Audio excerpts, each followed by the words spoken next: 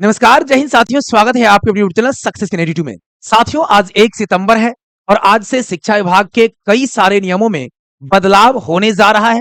जैसे आप देखेंगे ऑनलाइन अटेंडेंस के बारे में, आपको जो लीव लेने हैं, छुट्टियां लेनी है, उस छुट्टियों को कैसे लेंगे और आप विद्यालय के अंदर जो डेली अटेंडेंस बना रहे हैं, उसमें किस तरह से सावधानी बरतने हैं, कैसे आपका जो है आधा दिन का वेतन कट सकता है और कैसे जो है आपको पूरा का पूरा राशि जो है अक्टूबर महीने में पेमेंट हो सकता है। इन सारी बातों पर चर्चा करेंगे। साथ ही साथ आपके साथ साथ बच्चों के भी जो अटेंडेंस है उसको भी ऑनलाइन करने की बात कही गई है। साथ ही साथ जो आपका मूल्यांकन का प्रक्रिया है उसमें बदलाव किया जा रहा है और बच्चों के मूल्यांकन के साथ साथ शिक्षकों का मूल्यांकन होगा और उन मूल्यांकन का जो है जो पूरी तरीके से कहिए खाका या जो भी कहिए आप उसको पूरी तरीके से जो है सेवा पुस्तिका के अंदर भी संधारित करना है। ये सारी बातें जो है आपके समक्ष लगभग लगभग आ रही है।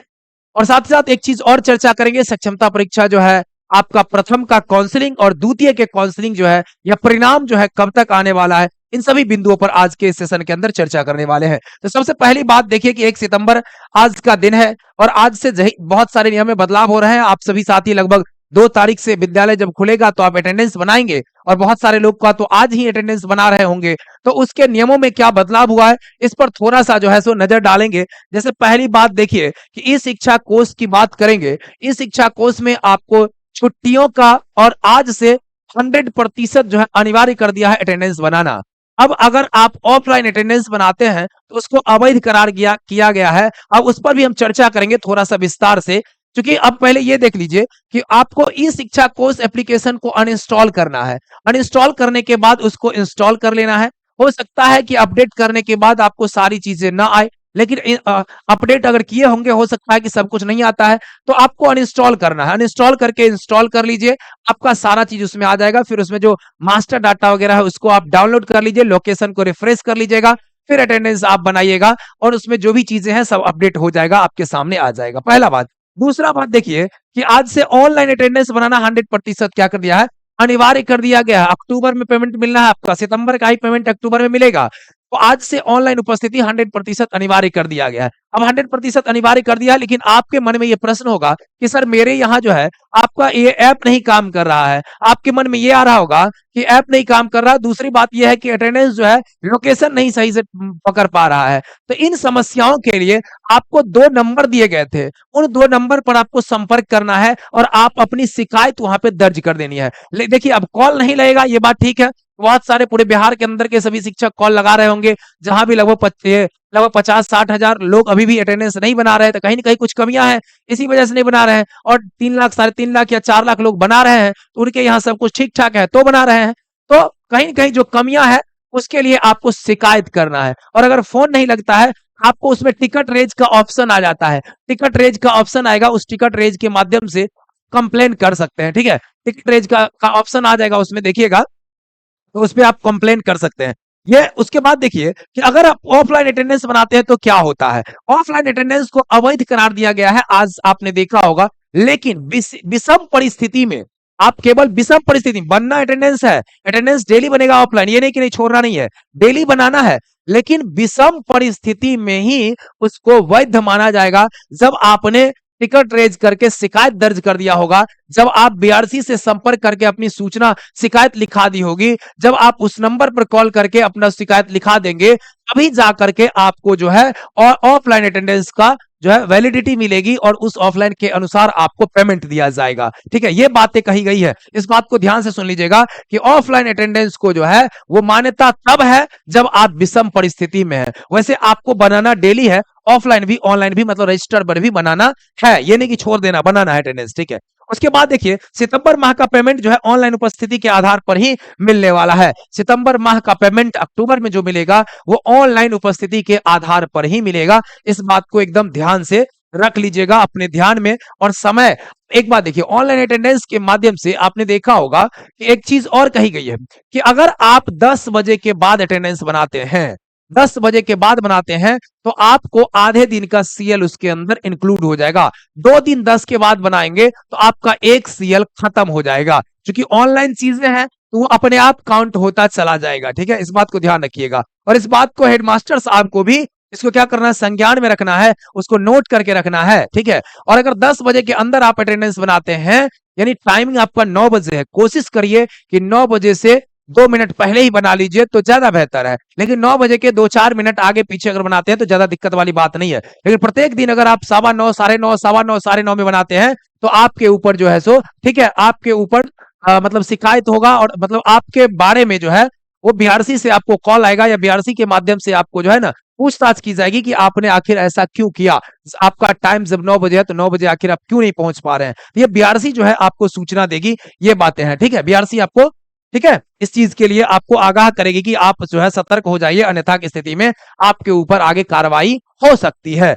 देखिए, बच्चों की उपस्थिति से संबंधित क्या सूचना आ रहा है कि 1 अक्टूबर से ऑनलाइन उपस्थिति बनेगी, ठीक है। बच्चों का उपस्थिति जो है 1 अक्टूबर से ऑनलाइन उपस्थिति बनेगी। इसके लिए आपको एक टैब दिया जाएगा जो लगभग 20 सितंबर से पहले आप तक टैब 20-22 सितंबर तक प्रत्येक जिलाधिकारी जो है आपको बीआरसी के माध्यम से उपलब्ध करा देंगे, ठीक है, 1 अक्टूबर से। इसलिए आपको जो बच्चे जिनके आधार हैं उन सबका जो है एनरोलमेंट हो चुका है, और जिनके आधार नहीं है उनको भी एनरोल करने का अवसर दिया है 1 सप्ताह के लिए। उसको करिए, और उसके करने के बाद जो है उसका 1 सप्ताह या 10 दिन के अंदर जो है आधार बना करके उसको उस पर अपडेट करना है, ठीक है। अब इसमें देखिए, जब बच्चों का ऑनलाइन बनेगा उपस्थिति तो उसमें 3 चीजें सामने आएंगे। आपको जो टैब दिया जाएगा उसमें 2 तरह के बटन होंगे। एक में लिखा जाएगा क्या, एक में आपको लिखाएगा जो बच्चे इन करेंगे तो स्कूल इन, और एक में लिखाएगा स्कूल आउट, ठीक है। बच्चे जो इन करेंगे तो इन, और जब जाने लगेंगे तो आउट लिखाएगा, आउट पर उसको क्लिक करना है। उसके बाद उसमें कंफर्म बटन एक रहेगा, कंफर्म पर करिएगा, क्लिक करिएगा, तब जाकर के अटेंडेंस कंफर्म होगा। जो उपस्थिति जिस समय बनाएंगे बच्चे, उस समय बच्चों का फोटो लेगा उसमें, ठीक है। उसके साथ साथ समय और तारीख जो है, यानी तिथि जो है, 3 चीजें उस पर अंकित हो जाएगी कि बच्चे कितने बजे आए, फोटो, फोटो उनका, समय, और उसके बाद उसका जो तिथि रहेगा, जिस तिथि को हाजिरी बनेगा, वो चीजें अंकित हो जाएगी, ठीक है। तो ये चीजें जो है एक नया चीज है। उसके साथ साथ देखिए, स्कूल के बच्चों का जो है अर्धवार्षिक मूल्यांकन में बहुत सारी चीजें में बदलाव किया गया है।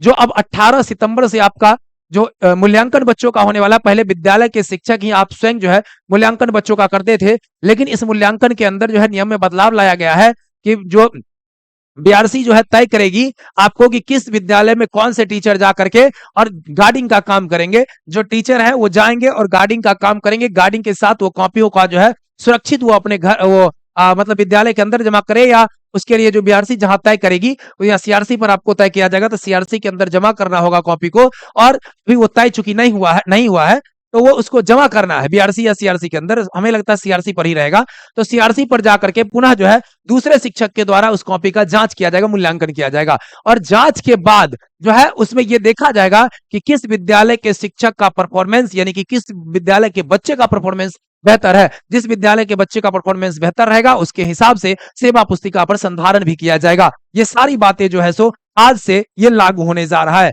बच्चों के मूल्यांकन होगा तो शिक्षक का भी मूल्यांकन उसके साथ साथ हो जाएगा, और सेवा पुस्तिका में इस चीजों का संधारण भी किया जाएगा। अब आ जाता है हमारा आखिरी पॉइंट, आज है सक्षमता परीक्षा के बारे में। सक्षमता परीक्षा का आपको पता है कि चूंकि करना था आपको हर हाल में 31 जो है आपका अगस्त तक पूरा का पूरा फाइनल कर देना था, लेकिन 31 अगस्त तक नहीं होकर के 13 सितंबर तक इसको बढ़ा दिया गया है। 13 सितंबर तक सक्षमता 1 का काउंसलिंग होगा। उसके बाद फिर अवसर मिलेगा सक्षमता 1 वाले जितने भी लोग जिनको डाउटफुल लिखा गया है, जिनके जो अक्षर है उसमें त्रुटियां हैं, मतलब जो लेटर में कुछ त्रुटियां हैं, उन त्रुटियों को सुधार करने, या गलत जो है सर्टिफिकेट अपलोड किया गया है तो उन सबको सुधार करने का अवसर 13 के बाद मिलेगा आपको। तो 2-3 दिनों का हमें लगता है अवसर मिलेगा, 14-15 के आसपास में, हमें लगता है 16-17-18 तक आपको 2 से 3 दिनों का अवसर मिलेगा। उस 2 से 3 दिनों के अवसर में आपको अपलोड करने होंगे। फिर उसके बाद काउंसलिंग की प्रक्रिया जो है सुचारू रूप से संचालित होगी। तो हमें लगता है इस सितंबर के आखिरी सितंबर तक जो है आपका काउंसलिंग का प्रक्रिया समाप्त होगा। इसी बीच में आपका सक्षमता 2 का रिजल्ट भी आ जाना है।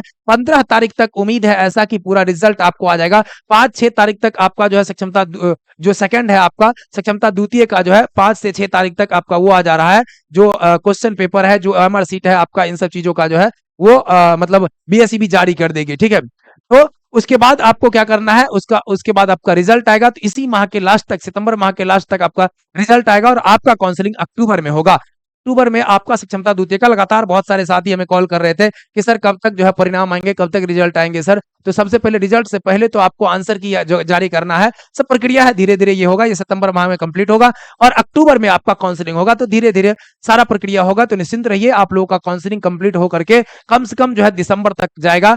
ये जो है ना दिसंबर तक कम से कम जाएगा, क्योंकि सॉफ्टवेयर में फिर ऑनलाइन आवेदन वगैरह की प्रक्रिया करानी है। आवेदन कराने के बाद तब स्थानांतरण करवाना है, तो प्रक्रिया थोड़ा सा लंबा है, यानी कि दिसंबर से पहले स्थानांतरण की कोई प्रक्रिया नहीं होने जा रही है। ये सारी अपडेट थी, आज का अपडेट था, इसलिए हमने सोचा कि आप तक पहुंचा दें। तो वीडियो अच्छा लगा होगा तो शेयर जरूर करिएगा, चैनल पर नए होंगे चैनल को सब्सक्राइब कर लीजिएगा और इसी प्रकार का अपडेट शिक्षा विभाग का तमाम अपडेट आप तक पहुंचता रहेगा। इसलिए फटाफट एक बार शेयर कर दीजिए, चैनल को सब्सक्राइब जरूर कर लीजिए। बहुत बहुत धन्यवाद।